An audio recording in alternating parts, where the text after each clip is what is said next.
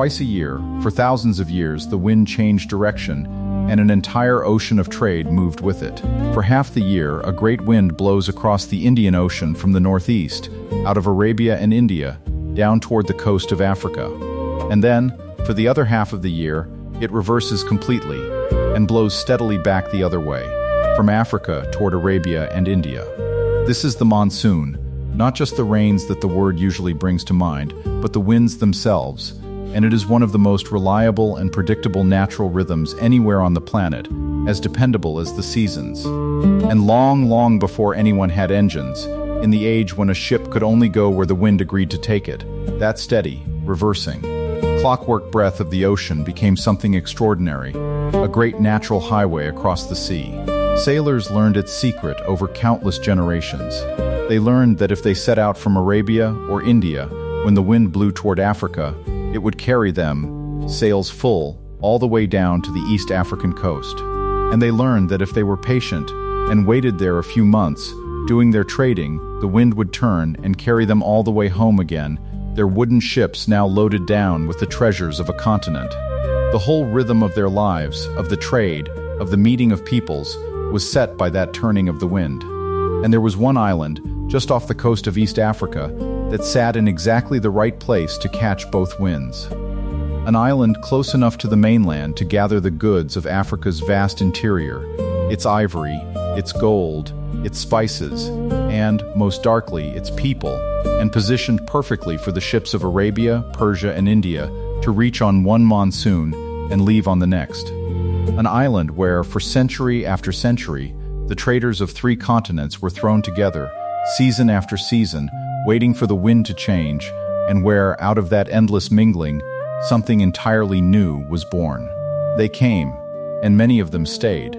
Arabs and Persians and Indians married into African families. Their languages blended.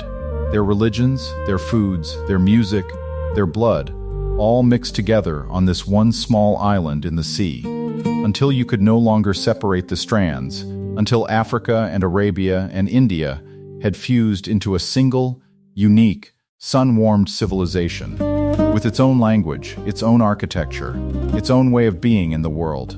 So here is one of the most beautiful and intoxicating islands on Earth, a place of white beaches and turquoise water, of spice plantations perfuming the air with cloves and cinnamon, of a labyrinthine old city of coral stone palaces and carved wooden doors, where three continents meet and blend in the warm ocean wind.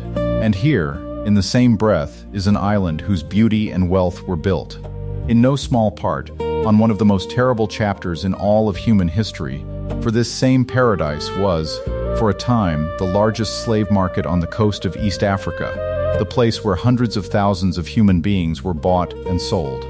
Both of those things are true at the same time. Neither one is an exaggeration. And that is the question this island of spice and sorrow forces upon us. The question at the heart of everything you are about to see. What happens in a place where the whole world washes up, twice a year, on the monsoon wind, where cultures and continents blend, over 1,000 years, into something genuinely new and beautiful, and where that very same trade that made the island rich and cosmopolitan also made it a marketplace for human beings. How do you hold both of those truths in your hand at once? The beauty and the horror, the fusion and the suffering, the perfume of the spice farms and the darkness of the underground chambers, in a single island, a single history, a single warm breath of ocean air. Can a place be, at the same time, one of the most enchanting on earth and the scene of one of its great sorrows? And does understanding both, together, bring us closer to the truth of it than either could alone? Come with us now, out into the Indian Ocean, on the turning of the monsoon, to the island where three worlds met. This is Zanzibar. To understand Zanzibar, you have to begin with the sea, and the wind, and the deep ancient story of the coast it belongs to. Zanzibar is an archipelago, a small cluster of islands, dominated by two main ones, Unguja and Pemba, lying a few dozen kilometers off the coast of East Africa, in the warm waters of the Indian Ocean, in what is today the country of Tanzania. The islands are low, green, and fertile, ringed by coral reefs and fringed with some of the most beautiful beaches in the entire world, blinding. Powder white sand, palm trees leaning over the water, and a sea that shifts, Through the day, through every imaginable shade of turquoise, jade, and sapphire, so clear and so bright it hardly looks real. In the modern imagination, this is what Zanzibar means: a tropical paradise, a honeymoon dream, an island of perfect beaches at the edge of Africa. But it was not the beaches that made Zanzibar matter. For almost all of its long history, it was the position. Because Zanzibar sits on the edge of one of the oldest and richest trading worlds on the entire planet, the world of the Indian Ocean.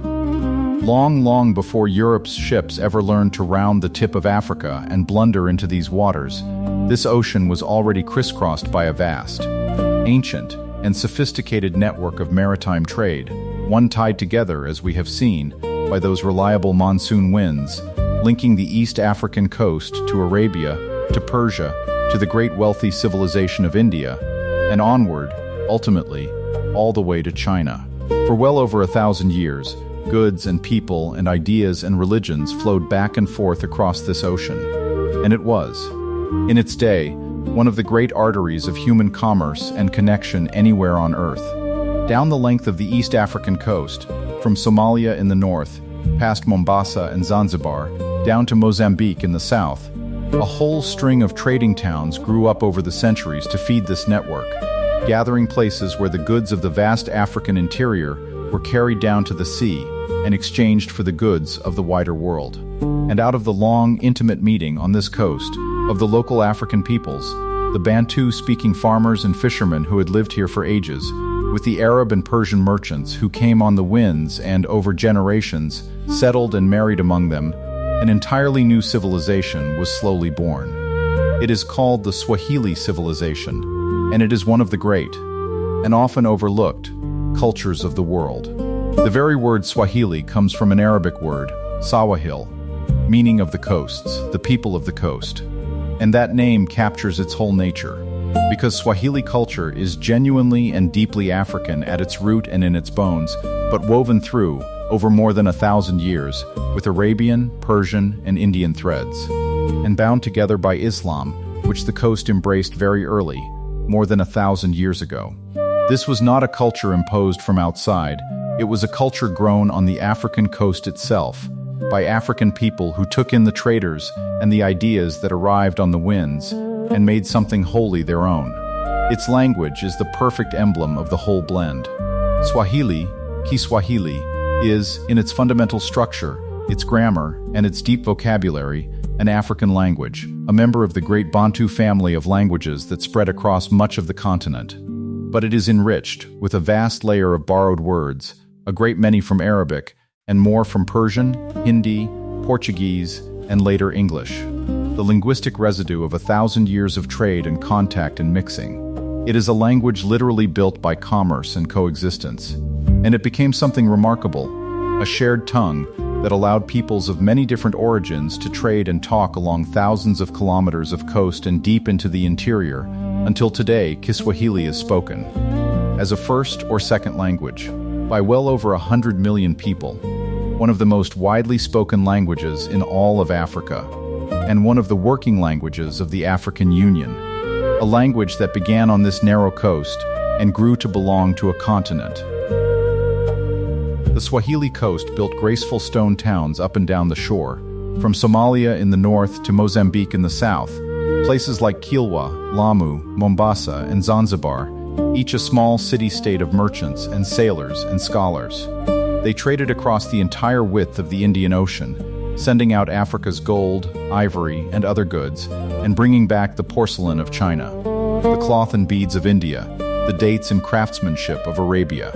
They built mosques and palaces of coral stone, produced poetry and learning, and created a sophisticated, literate, urbane, cosmopolitan Islamic civilization on the shores of Africa, one that was flourishing and trading with half the world's centuries before any European ship arrived in these waters. And Zanzibar, sitting perfectly placed in the middle of this whole ocean world, would become, in time, its greatest and richest jewel of all.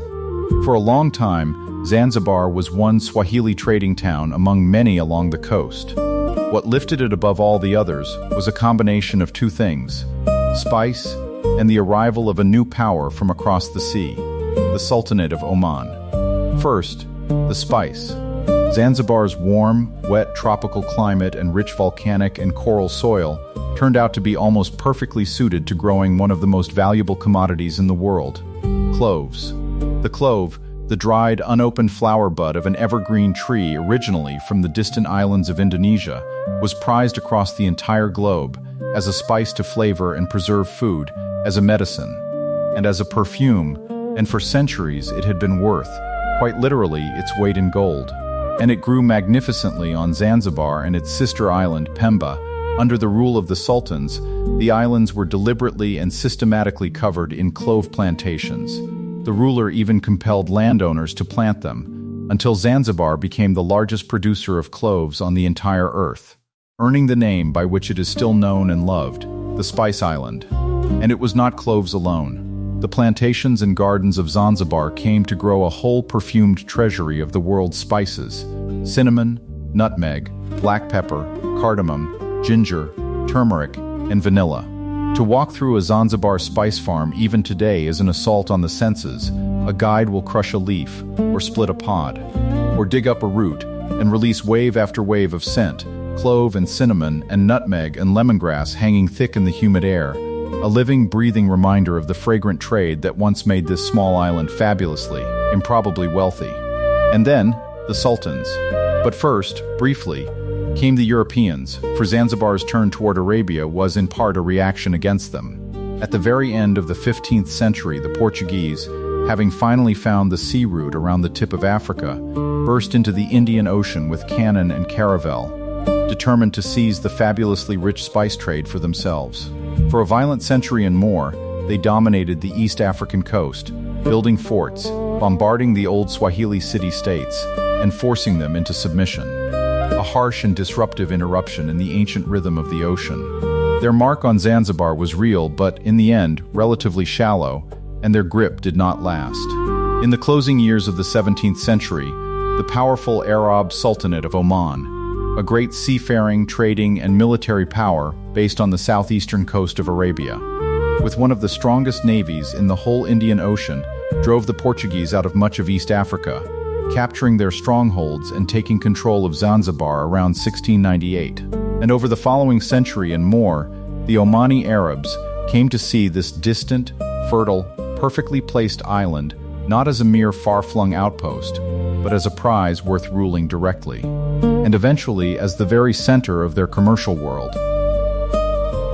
And so, in 1840, in a move that tells you everything about how valuable Zanzibar had become, the Sultan of Oman, Said bin Sultan, one of the most powerful and far-sighted rulers of his age, did something truly extraordinary.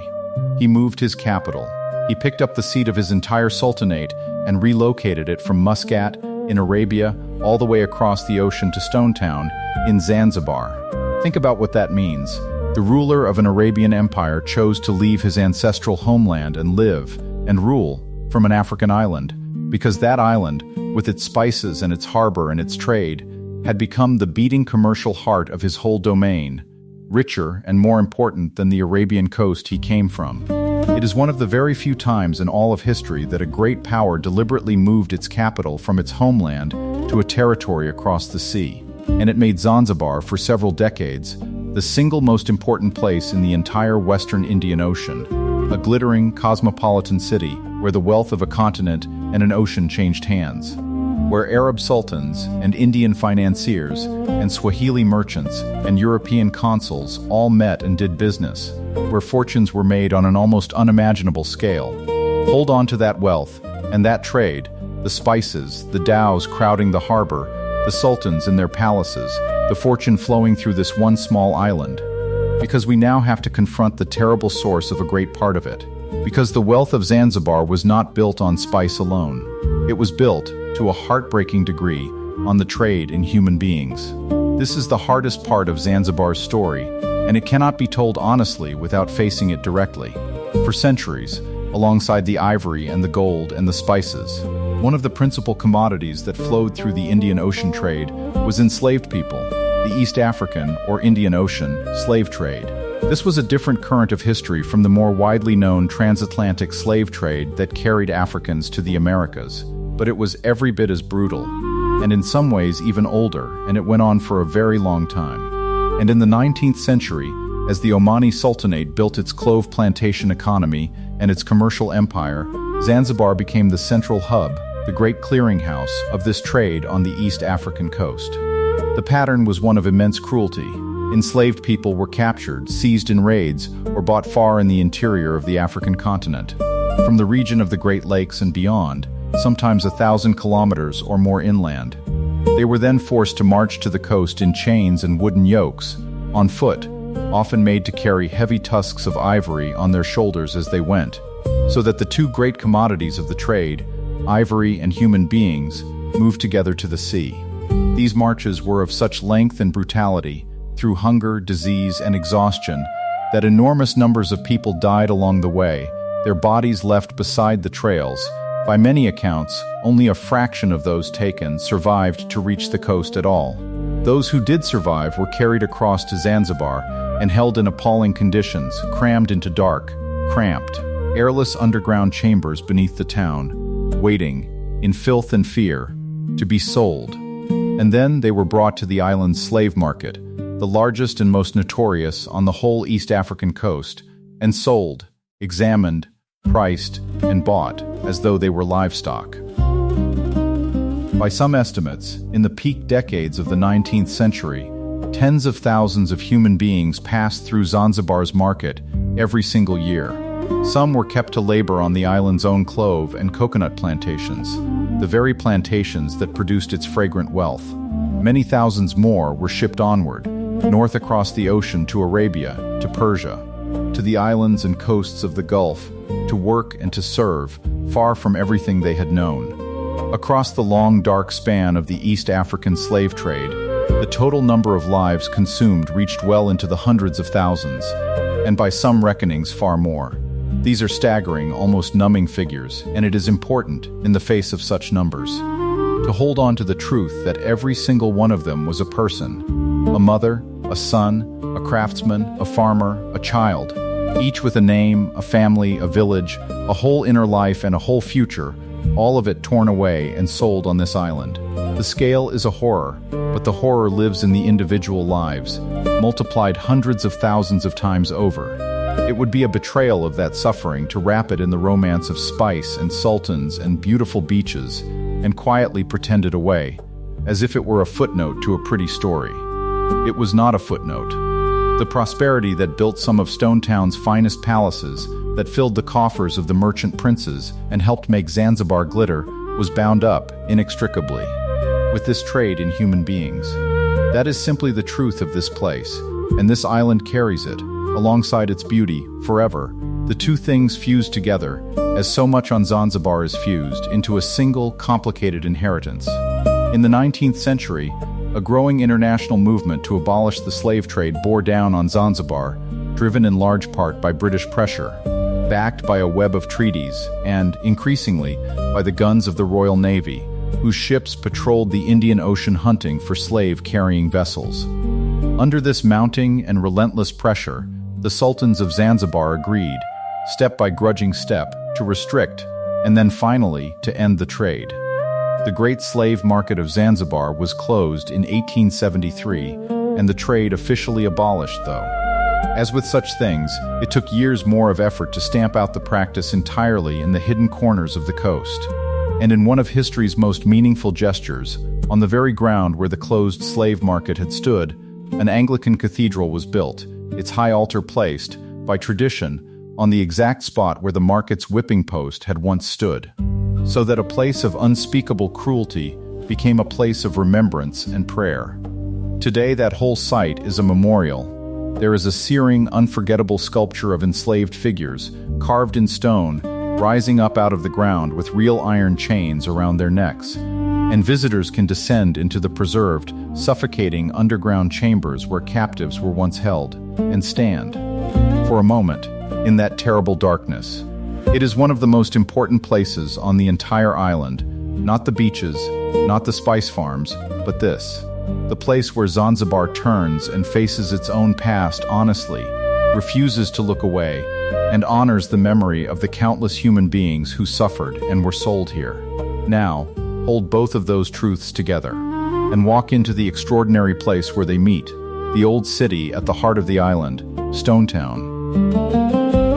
Stone Town is one of the most atmospheric and beautiful old cities anywhere in the world, and it is the physical embodiment of everything Zanzibar is, the great meeting place of cultures, rendered in coral stone and carved wood.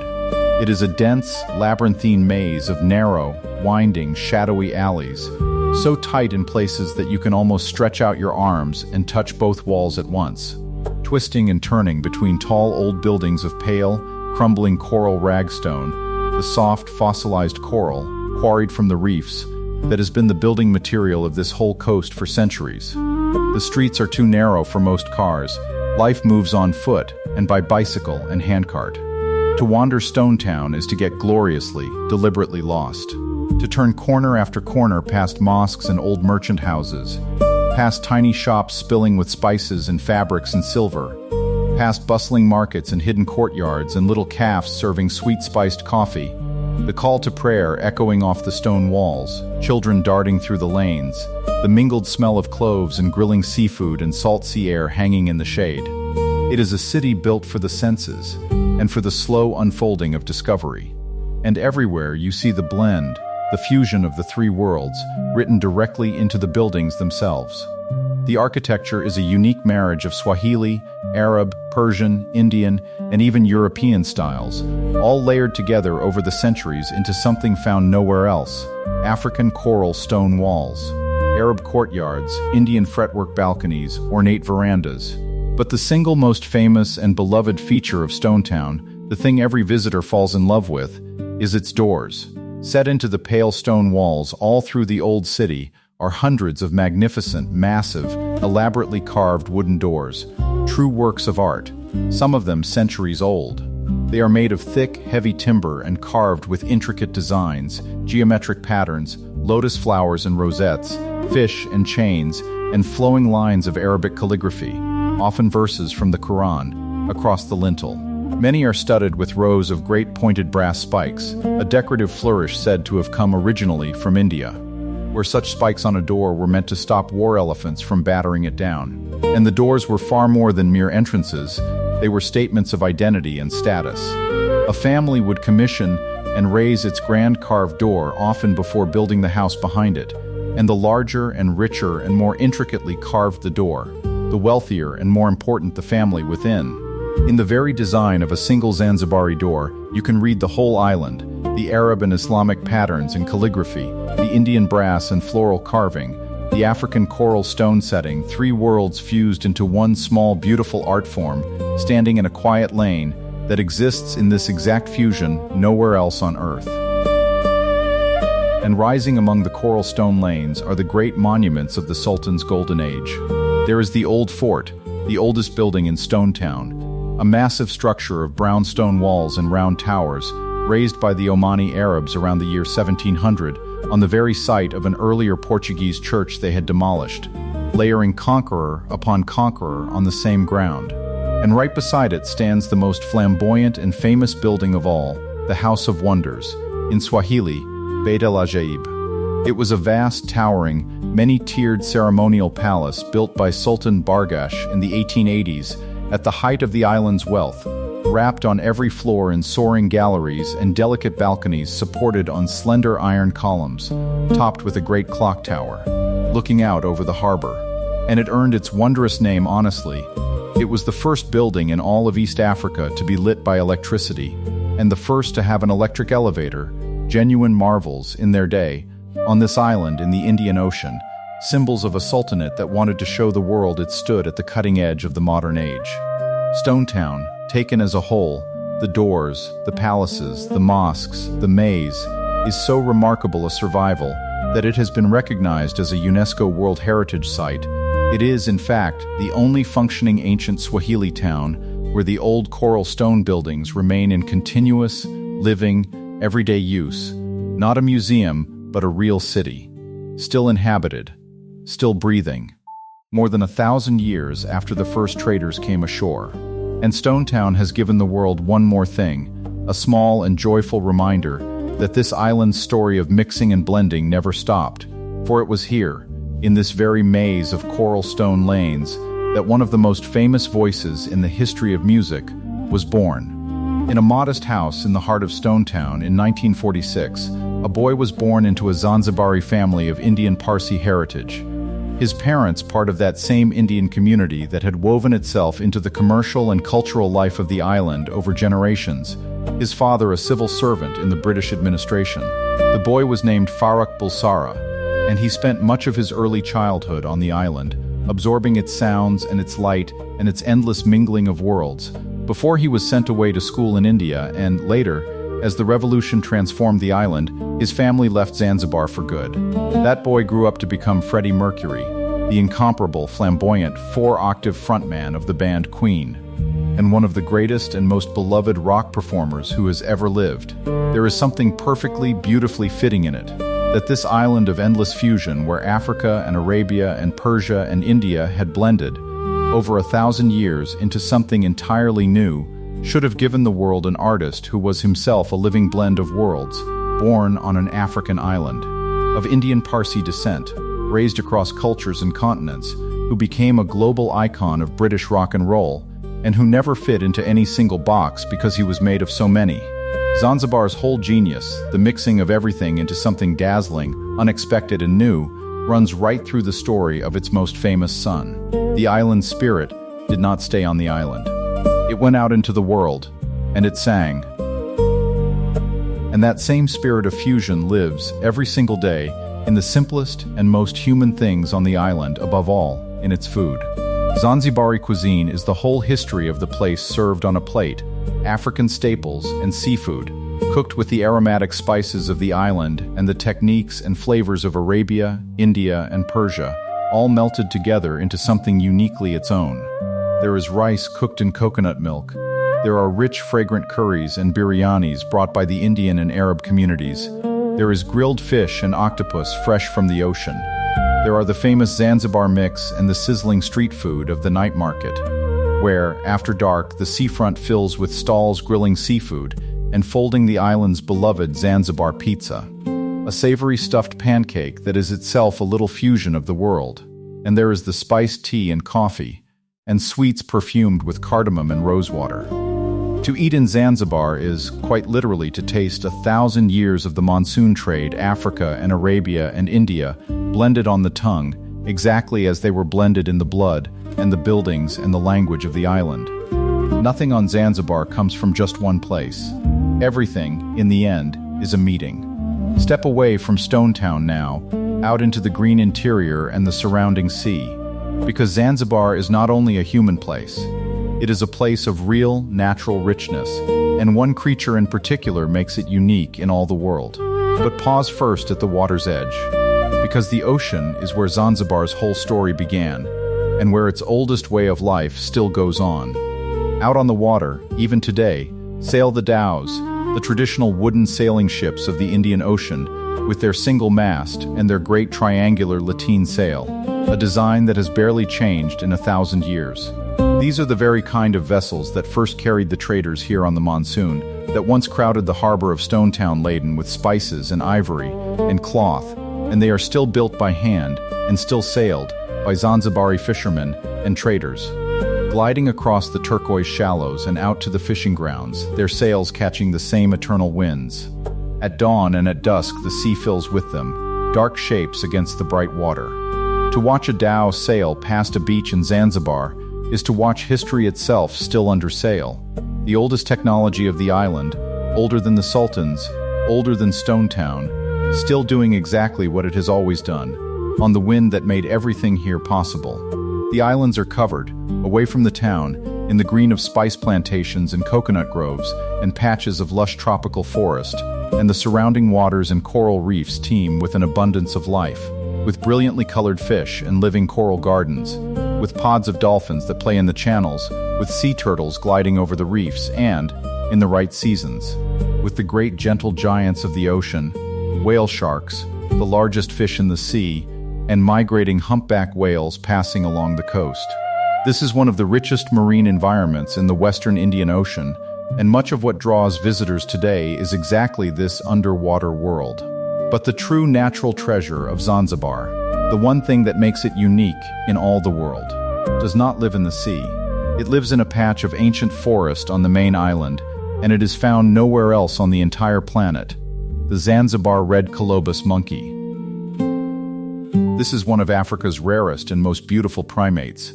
It is a striking-looking creature, with a dark back, warm reddish-brown flanks and shoulders, a pale underside, and most distinctively, a shock of long white hair that stands out around a small black face, giving it a slightly startled, faintly comical, oddly wise, and elderly appearance, like a little old scholar peering down from the branches. And it exists only here, on this single island. Cut off from the mainland for thousands of years, its ancestors evolved in isolation into their own entirely distinct species, a perfect, living illustration of the way islands, sealed off from the wider world, breed unique and irreplaceable forms of life found nowhere else.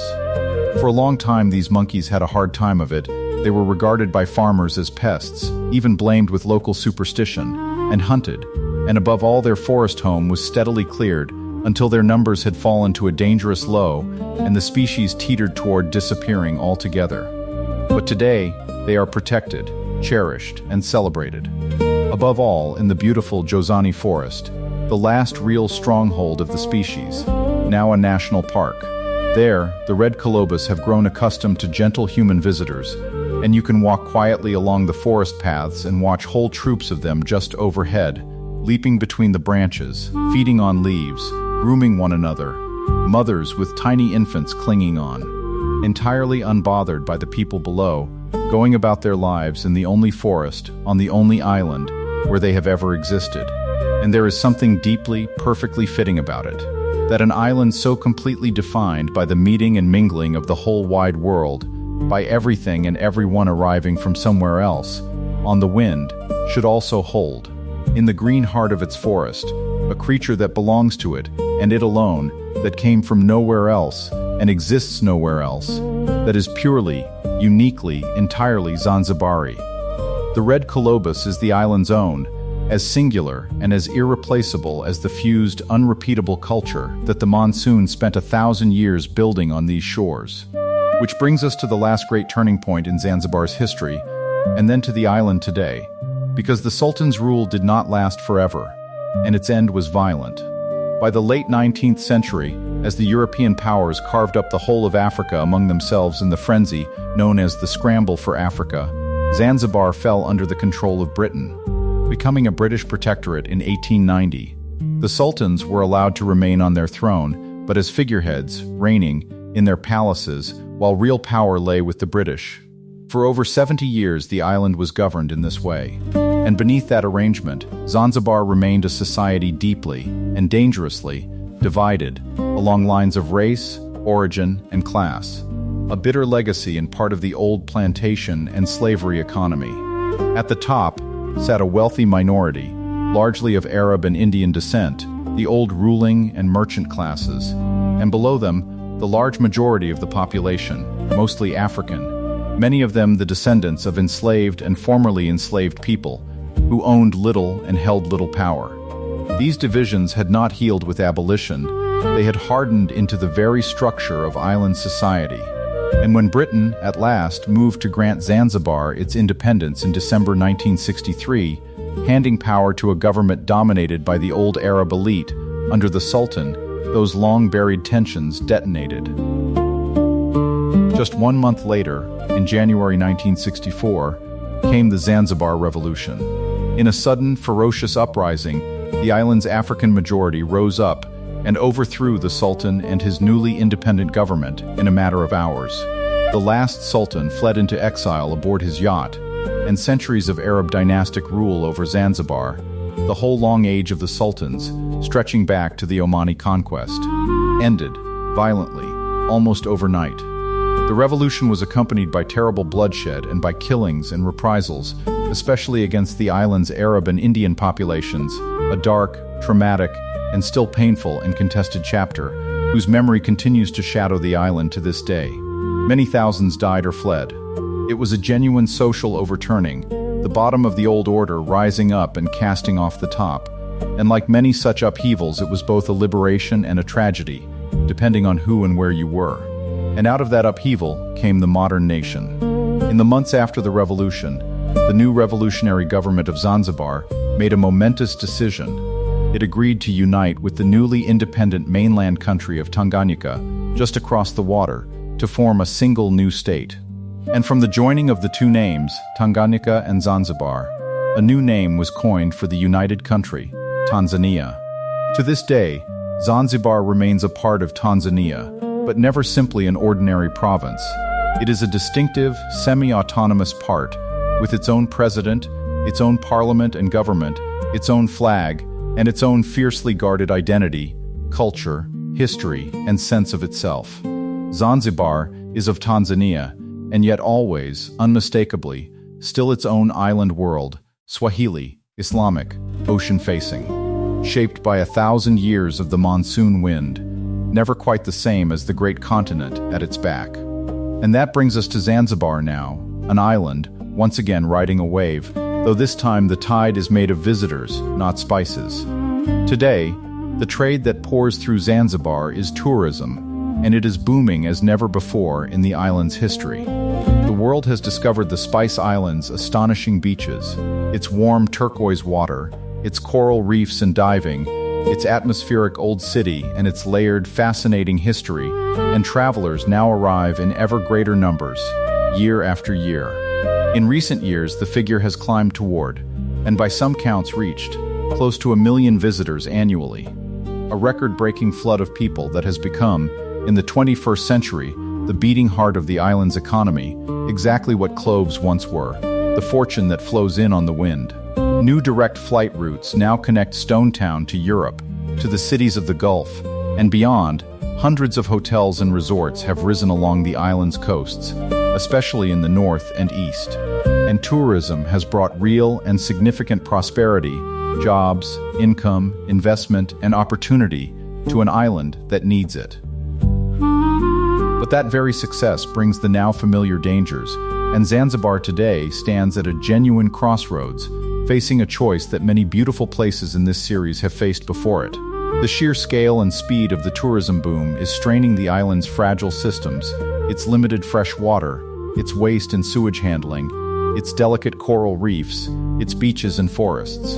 Much of the development has crowded onto the coasts of the main island, sometimes thrown up quickly and with too little thought for the environment, raising real and serious fears among conservationists about lasting damage to the very natural beauty that draws people here in the first place.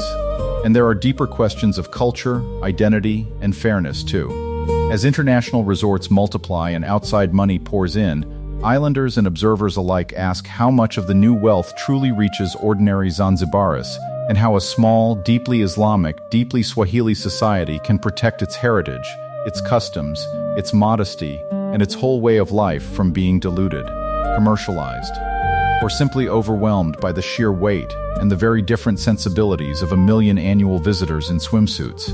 It is the same profound tension we have seen in Venice, in Kyoto, in Bali, in so many of the world's most loved and most fragile places, the deep challenge of how to welcome the world without losing yourself to it, of how to turn the great tide of visitors into a lasting blessing rather than a slow and beautiful catastrophe.